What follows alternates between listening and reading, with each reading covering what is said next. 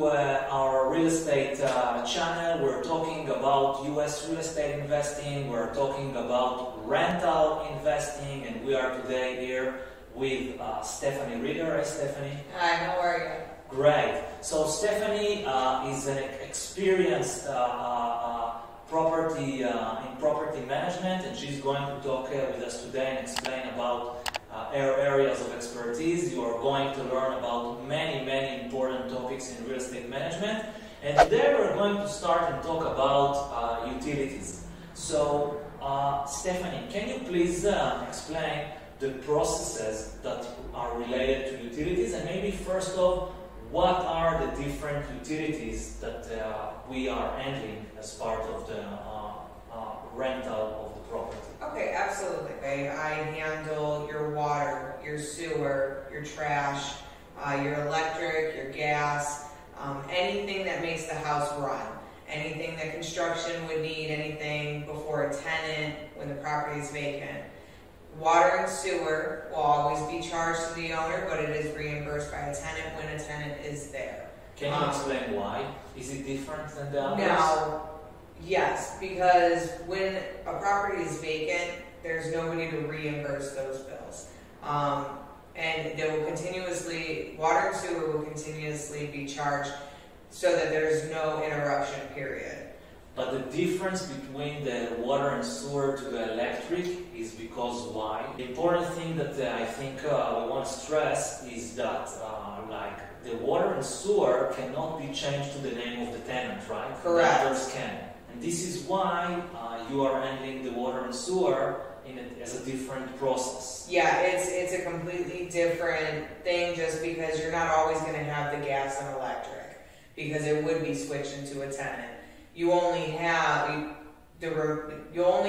water and sewer continuously in your name, and that is because we cannot have an interruption. If a tenant's behind, the water is still on, but they reimburse with each rental payment. So what is important for you to understand as landlords? Basically, tenant is responsible for the payments.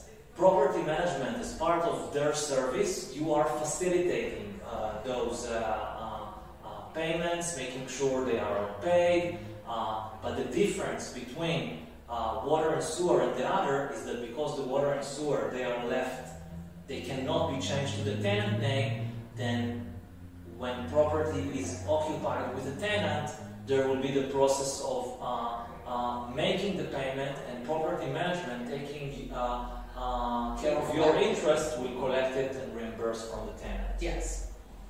So this is a frequently asked question. Hey, why do I see like bills and charges on water and sewer on my monthly report? So that's the reason. Yes. For that. That's the reason, because it'll never go to the tenant because they're not the owner of the property.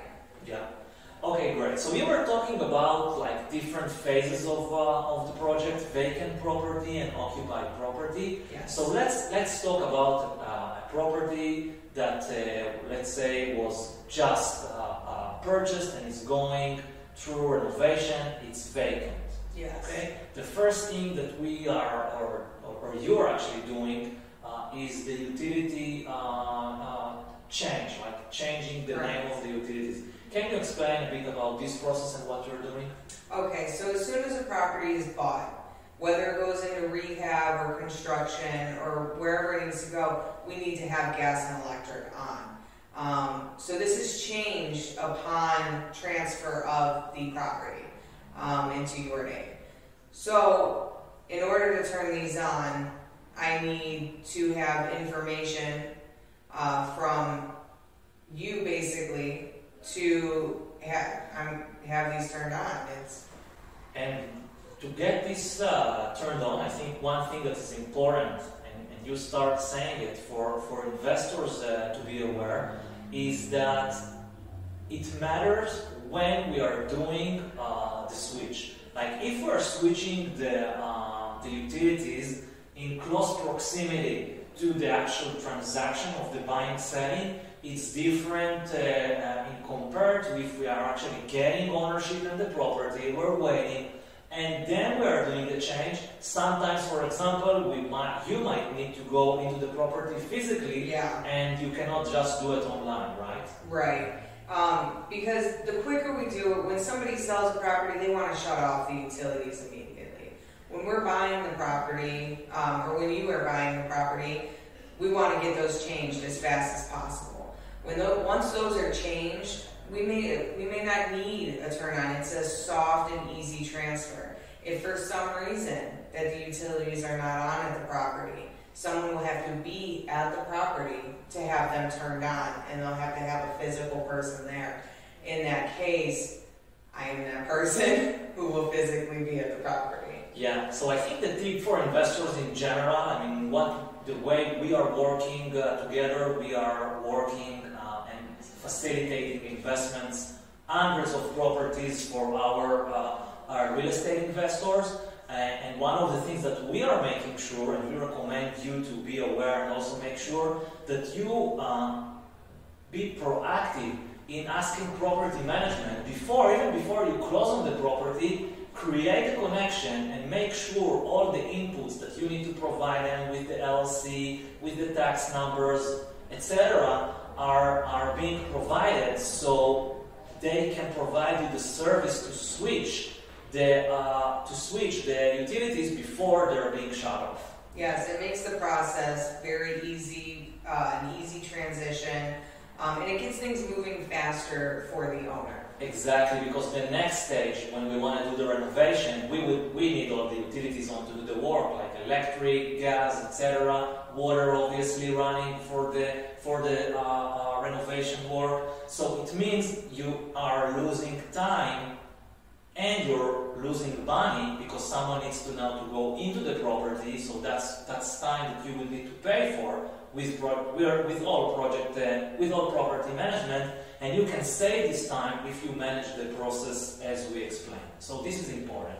So the next thing I want to talk with you about utilities is like ongoing. What is happening? Like, okay, let's say there is a property, we purchased it, we got all the utilities switched and turned on, and now the property is occupied with the tenant. So now we have another event of changing utilities. Yes. Can you explain?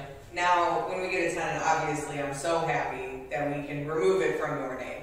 But once a tenant moves in, upon the lease signing, they have to change utilities. Otherwise, they're held back from moving into the property. We never want service to be interrupted. We never want you charged for the time that the property was occupied. It's not fair to you. So the tenant must change gas and electric. Again, they don't change water and sewer, but gas and electric is their responsibility. And then what I do is I check on it. I make sure that it's off. If it is not off, I turn it off at the property to force them to turn it on. Great. One thing, an observation that I can tell you from my experience regarding this phase, when you as investor, client, going and checking your monthly reports, many times you can see like, okay, the property is occupied, but I expect to get water bills because now I understand there is the bill and charge and the reimbursement, but you are rightfully not expecting to see gas or electric bills, and many times you will see those bills after the property is occupied. And this is happening because many times the bills are coming one period in lag. So like, let's say the property was rented in June, but during June we will get the May bill from like the gas company, the electric company, etc., etc. So this is something you should be aware of, and you can easily check it yourself. Just go and check in the bills section. You can see the period on the bills, and in this way you can also easily make the governance, the verification that you are paying for the time the property was vacant, and the tenant is paying for the time from the time the property is occupied onwards. My best advice, well, not so much advice, I just want you to know, is that you may receive those gas and electric bills up to 2 months after a tenant moves in, because like he said, you're going to get that previous period from the time right when they moved in and changed their utilities. But you're also going to be waiting for a final bill, which could come after you pay that section. You might get refunded and it'd be credited to your account. Usually it's more with the water and sewer, correct? Because with the gas and electric, the tenant is forced to change, so it's kind of built up in the process that once they got into the property, the bill has moved to their name with the let's say the gas company or electric company, so then they will get the bills from the corresponding period on their name, right? Yes. So you're more talking about the water and sewer, that there needs to be some kind of adjustment facilitated through property management. Well, the one thing about water and sewer too is, I don't want any confusion, is you always pay water and sewer from a previous month because they need to see your usage. And they calculate it from there. Once that is done, let's say a tenant moves in the middle of a period of water. What I do is I mathematically change it, so I put 30 days in, divide, and all that good stuff, and make them pay a portion of that since they were living there for a portion of time. Mm-hmm. So the rest would be charged on the owner, but they would be responsible for the time that they have occupied the property. Correct.